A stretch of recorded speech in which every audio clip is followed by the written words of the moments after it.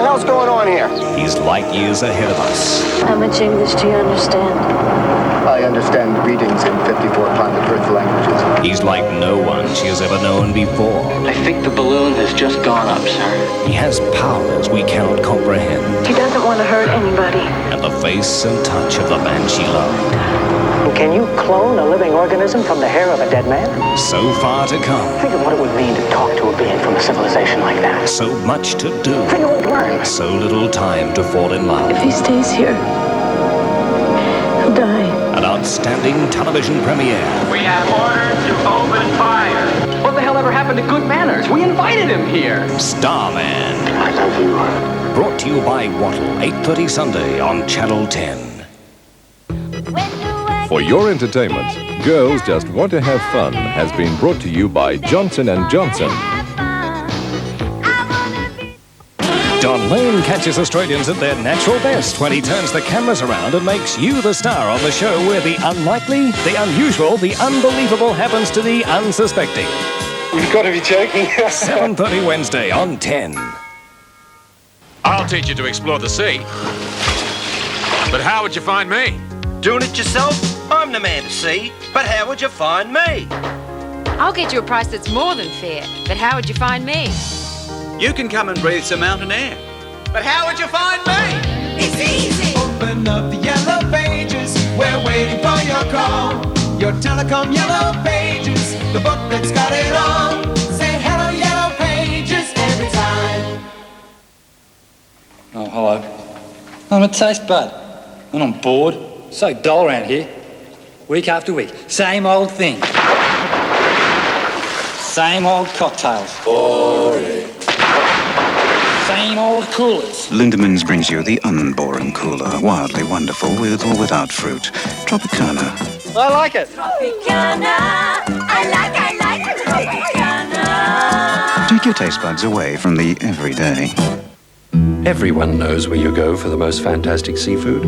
To the best fish restaurant in town, where John West served Mariner's Bake, a dish made from our freshest bright-eyed fish, layered potatoes, and dairy fresh cream. John West Mariner's Bake, which any waiter will tell you contains no artificial preservatives, no colorings, nothing second-rate. John West Mariner's Bake in your supermarket freezer, direct from the best fish restaurant in town. There's only 2 minutes left. Yes, sir. And it is free, even if there's a work band, power band, black band, Yes, or a sir. tempest or tornado. For just $4.25, you can enjoy a Pizza Hut lunchtime pan pizza with your choice of salad from the salad bar.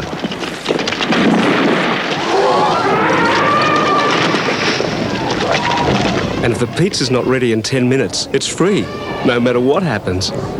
Ah, you've only just made it. Yes, sir. We always only just make it.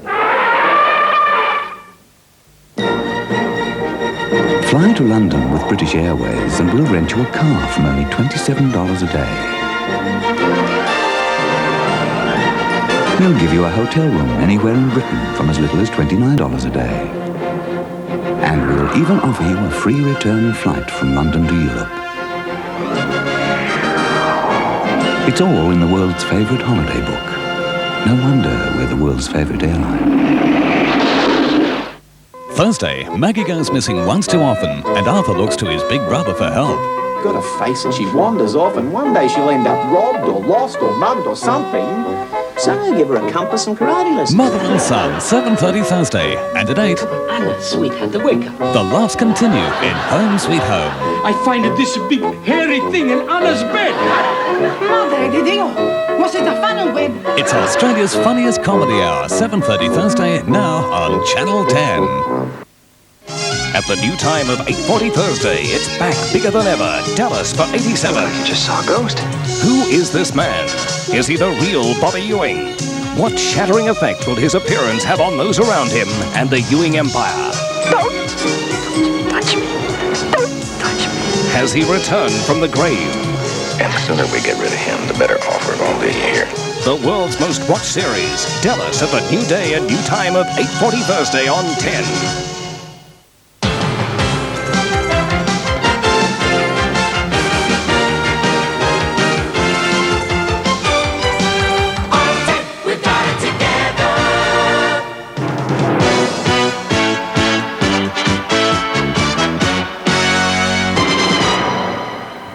Good evening, Des Connors for Eyewitness News. New Zealand's North Island has been hit by further tremors tonight following the earthquake which caused widespread damage this afternoon. A state of emergency has been declared in the area of the quake which struck on the coast near the Bay of Plenty. Varied reports have filtered through from New Zealand, but it appears while damage has been widespread, injuries have been minimal. First pictures from the quake zone show a huge crack in the ground. Just before 5 this evening, Civil Defence opened the skies again, and this is what the Rangitaiki Plains dairy factory looked like. Parts of the roof had collapsed, sending thousands of litres of milk spilling across the yards. Huge steel vats tipped over like ninepins. The quakes ripped through the farmland between Edgecombe and Te Teko, the turf subsiding 3 metres into an enormous crack which stretched for as far as the eye could see. The railway lines were the same, buckled as the seismic waves crashed across the countryside. Throughout the region, roofs have been shattered and chimneys toppled. Across a huge area, roads are closed by slips. Below Mount Edgecombe, whole hillsides have fallen into the road below. 2 people are still missing in this region. A leaking gas drama following a high-speed chase in Dandenong today. 2 people were taken to hospital when a utility tried to outrun 3 police cars and the police helicopter careered into a truck. The utility driver is in a critical condition. It took 40 minutes for emergency crews to cut the 41-year-old driver out of the wrecked Holden utility. The man had been asked to follow police to Dandenong Police Station after being questioned on the Frankston-Dandenong Road. Just before the station, the man had driven off at high speed with police in pursuit. At the corner of McRae and Wedge Streets, the utility crashed into a 3-tonne truck, hitting the larger vehicle on the LPG tank and turning it over. The driver of the truck was stunned by the impact and told rescuers he could not remember anything about the collision. He was taken to Dandenong Hospital for treatment while firemen hosed down the ruptured gas tank and police began questioning eyewitnesses.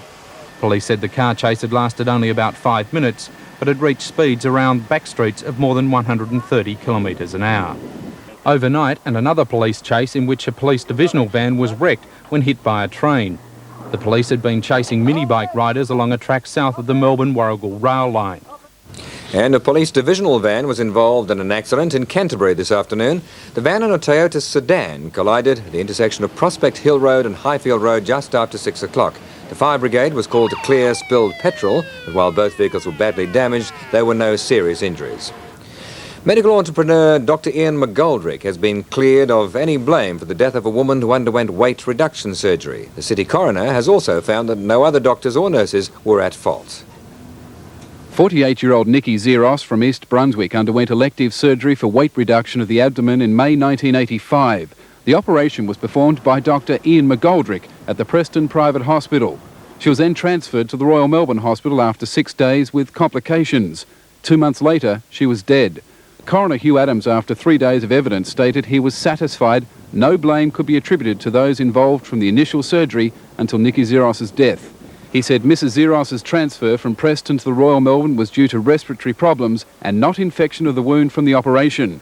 Coroner Adams said the evidence has not shown that Dr. McGoldrick failed to exercise a required degree of professional skill. On the subject of the time it took to have Mrs. Zeros moved from Preston Private to the Royal Melbourne, the coroner stated any delay in transferring the patient did not cause her death. Coroner Adams said no blame can be attached to the medical practitioners and nursing staff at the Royal Melbourne Hospital. He said the treatment was all that it should have been.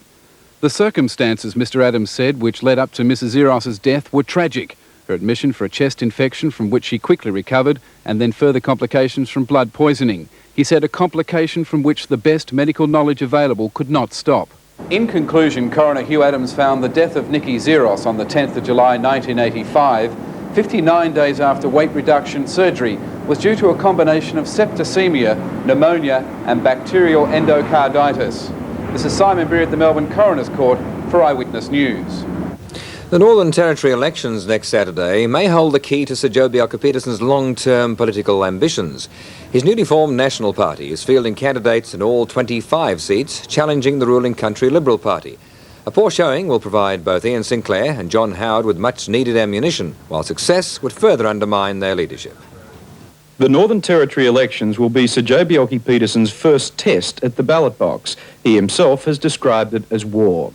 If his hastily formed National Party does well, it will provide a momentum that might prove irresistible, a fact that Sir Joe acknowledged when he presided over the party's formation a few weeks ago. I hope. I'm sure you won't. You won't let me down. At present, the party's sole representative and leader is the disgraced former Chief Minister Ian Tuxworth.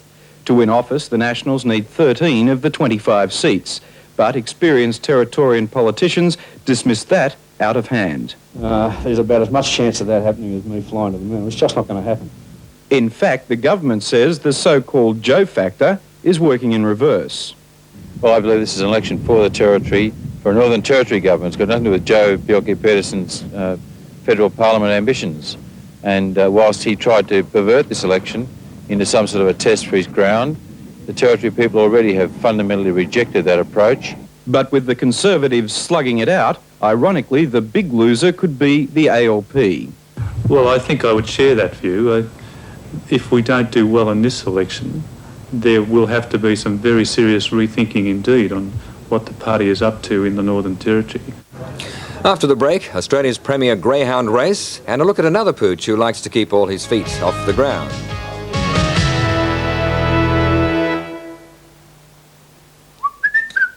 Because berry grow more of their own fruit, they can put more fruit juice into their fruit juice drinks, and more fruit juice into their fruit juice cordials. So they'll taste absolutely delicious. How do I know? I'm the